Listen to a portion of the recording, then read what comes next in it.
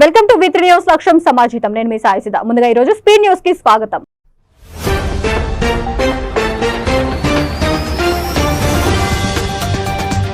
ముఖ్యమంత్రి అయిన శ్రీవారి ముందు అందరూ సమానమే అని భావించే చంద్రబాబు గారు ఎప్పుడు తిరుమల వచ్చినా సామాన్యుడిగా క్యూ లైన్ నుంచే తిరుమల శ్రీవారి దర్శనం చేసుకుంటారు. ఈసారి కూడా ఆనవాయితీని కొనసాగించారు. జగన్మోహన్ రెడ్డి చేసిన అప్పుల గురించి ప్రజలకు చెప్పిన తర్వాతే ప్రభుత్వం పనులు మొదలు పెడుతుంది. టీడీపీ మాజీ ఎమ్మెల్యే ఎస్వీఎస్ఎన్ వర్మ అలిగి ఇంట్లో నుండి వెళ్లిపోయిన భార్య, విద్యుత్ స్తంభం ఎక్కిన భర్త. సైదాబాద్ సింగరేణి కాలనీలో ఉండే మోహన్ బాబు మధ్యలో శంకేశ్వర్ బజార్ చౌరస్తా సమీపంలో హైటెన్షన్ విద్యుత్ స్తంభం ఎక్కి గందరగోళం చేశాడు.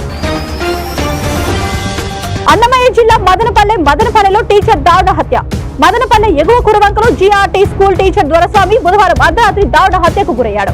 హత్యకు గల కారణాలు తెలియరాలేదు. కురవంక పార్క్ సమీపంలోని ఆంజనేయుడి గుడి సమీపంలో నివాసం ఉంటున్నారు. పల్నాడు జిల్లా మాచర్ల మాజీ ఎమ్మెల్యే పిన్నెల్లి రామకృష్ణారెడ్డికి నేటితో ముగినున్న గడువు. పిన్నెల్లి కేసులో బెయిల్ పొడిగిస్తారా లేదా అనే దానిపై ఉత్కంఠ. కువైట్ లో ఘోర అగ్ని ప్రమాదం. 43 మంది భారతీయుల సజీవ దహనం.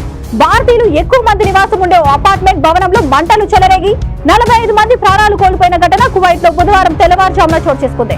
ఈ ఘటన కేరళ వ్యాపారవేత్తకు చెందిన భవనంలోనే జరిగింది. ప్రమాదంలో ఎక్కువ మంది భారతీయులే చనిపోయినట్టు తెలుస్తోంది.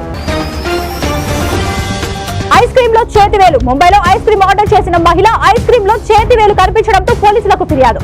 చేతివేలుని ఫోరెన్సిక్ ల్యాబ్ కు పంపించిన పోలీసులు.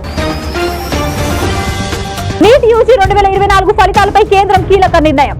గ్రేస్ మార్కులు పొందిన 1563 మంది విద్యార్థుల స్కోర్ కార్డులను రద్దు చేస్తున్నట్లు సుప్రీంకోర్టుకు తెలపడంతో వారికి మళ్లీ నీట్ పరీక్ష నిర్వహించనున్నారు. వారందరికీ జూన్ 23న మరోసారి ఎగ్జామ్ నిర్వహించి జూన్ 30 లోపు ఫలితాలను వెల్లడించనున్నారు.